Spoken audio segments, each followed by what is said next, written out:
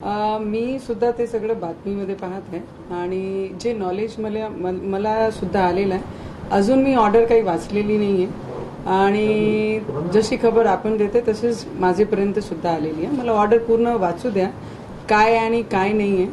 गेल्या 8 वर्षापासून या प्रकरणामध्ये आम्ही भांडत आहे आणि डिस्ट्रिक्ट कोर्टपासनं पहिले आपल्याला व्हॅलिडिटी कास्ट सर्टिफिकेट इश्यू झाल्यानंतर जेव्हा ऑपोजिशन जे माझे विरोधक लढत होते तर ते 2012 पासनं 11 मध्ये माझं लग्न झालं आणि 12 पासनं ते माझे व्हॅलिडिटी आणि कास्ट सर्टिफिकेटचे मागे होते आणि सर्टिफिकेट आणि व्हॅलिडिटी दिल्यानंतर सुद्धा त्यांनी हायकोर्टमध्ये अपील केली आणि हायकोर्टमध्ये ते गेले तर हायकोर्टाचे आदेशानुसार परत त्यांनी कमिटीला पाठवलं रेफर केला की हे सगळे कागदपत्र परत एकदा व्हिजिलन्स करून याच्यावर तुम्ही 3 महिन्यांचा निर्णय घेऊन 3 महिन्यांच्या आतमध्ये या व्हॅलिडिटी परत तुम्ही बरोबर वाटते ते तुम्ही द्या.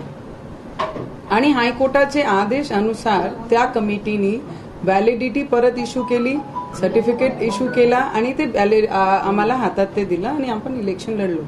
आणि त्याच्यानंतर परत ते हायकोर्टामध्ये गेले आणि काही कारणामुळे ते डिबेट्स चालू होते. आम्ही ज्या पद्धतीने जे कागदोपत्री आम्ही भांडत होतो आणि ते आजही आमचं मी अशी महिला आहे की जी लढण्यात विश्वास ठेवते आणि जे सत्य आहे ते होणार आहे.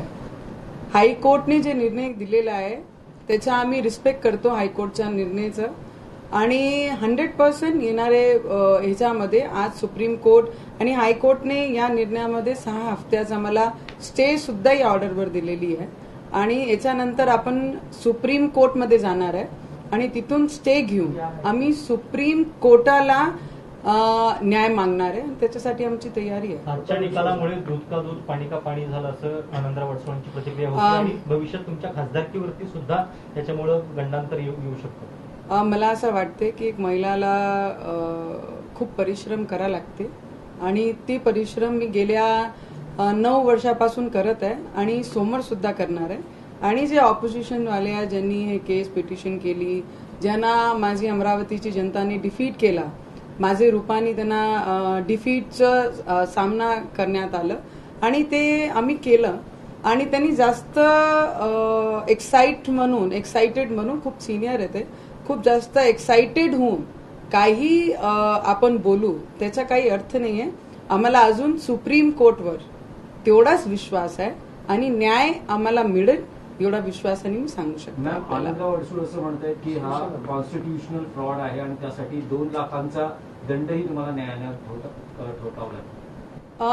मला वाटते की त्याच्यावर जे हायकोर्टाला वाटलं अजूनही मी काही वाचलेलं नाहीये. मला ऑर्डर वाचू द्या क्लिअर प्रमाणे ते काय म्हणतात आहे, कशामुळे कोणते कागदामुळे त्यांनी रद्द केलेलं आहे ते सगळं आपण पाहू आणि त्याच्यावर मी सुप्रीम कोर्टमध्ये जाणारच आहे आणि सुप्रीम कोर्ट आहे तर त्याच्यावर मला पूर्ण विश्वास आहे की येणाऱ्या भविष्यामध्ये तिथे न्यायाची अपेक्षा मला सुप्रीम कोर्टमधनं आहे. खासदारकी शाबूत राहील याची खात्री वाटते. अरे 101%. 9 वर्ष मी या गोष्टीला लढा दिलेला आहे. ज्यांना आपले कामावर आणि ज्यांना आपल्यावर विश्वास आहे तो मी गेल्या 9 वर्षापासून लढत आहे आणि येणाऱ्या भविष्यामध्ये मी सुद्धा लढणार आहे आणि सुप्रीम कोर्टवर मला विश्वास आहे.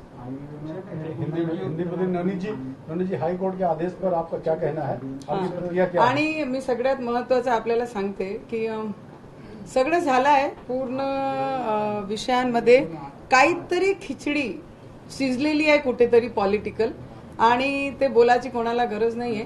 तर कुठे ना कुठे ते पॉलिटिकल खिचडी सगळ्यांना दिसत येत आहे की सडन ऑफ कोर्टात असा निर्णय येणार सडन ऑफ कुठे ना कुठे इथून स्पष्ट होते खिचडी कुठे शिजत होती आणि कशी शिजत होती.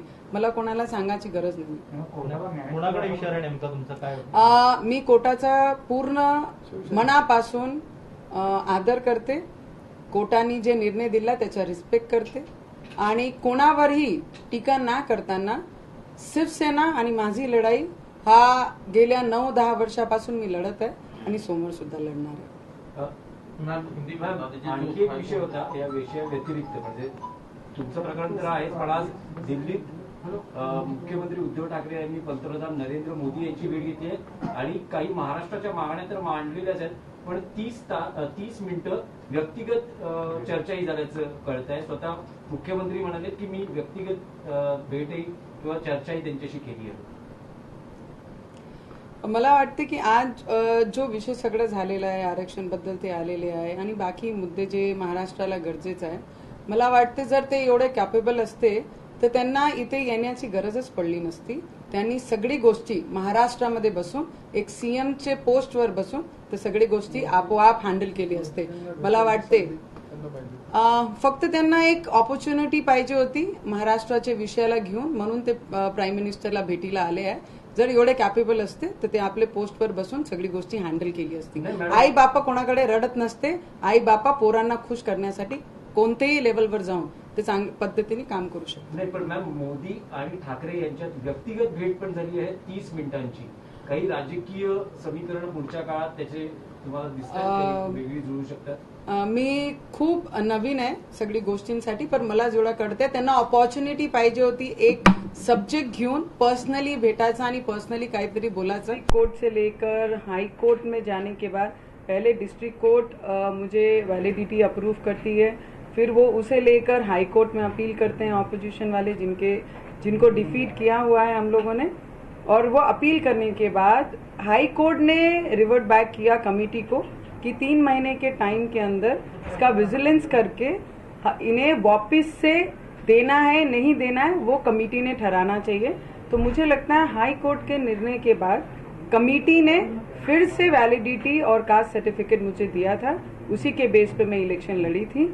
और मुझे लगता है कि जो भी व्यक्ति आगे पिटिशनर जिन्होंने डाली थी वो बहुत ज्यादा अति उत्साहित हो रहे हैं ये सब्जेक्ट को लेकर. तो मुझे लगता है कहीं ना कहीं बहुत ज्यादा सीनियर व्यक्ति हैं, तो ओवर एक्साइटमेंट में वो गलत चीजें ना बोले बाहर आके. हाई कोर्ट के निर्णय का आदर करते हैं हम. कोई भी न्यायालय जब अगर कोई निर्णय देता है तो उसे रिस्पेक्ट करना चाहिए एज ए भारतीय नागरिक, और वो मैं करती हूँ. तो उसी के बेस पर जो 6 हफ्ते का स्टे मुझे कोर्ट में दिया गया हाई कोर्ट में, उसी के बेस पे जाकर मैं सुप्रीम कोर्ट में न्याय की गुहार लगाऊंगी. जो केस पिछले 9 वर्षों से चल रहा था, जिस बेस पे मैं लड़ रही थी, जिस कागज पेपर में लड़ रही थी, उस पे मुझे पूरा विश्वास है कि सुप्रीम कोर्ट में मुझे न्याय मिलेगा. और इसके पीछे कहीं ना कहीं कहाँ पर खिचड़ी बनी है, खिचड़ी कहाँ पे किस तरीके से बनी है, उसे मुझे स्पष्टीकरण देने की जरूरत नहीं है. वो सभी को पता है कहाँ पे कैसे क्या करके बना है. ये सब राजनीति कहीं ना कहीं बहुत बड़े इसमें लेवल पे इसमें की गई है, पर उस पर ना बात करते हुए आगे आने वाले भविष्य पे उस पर बात की जाए.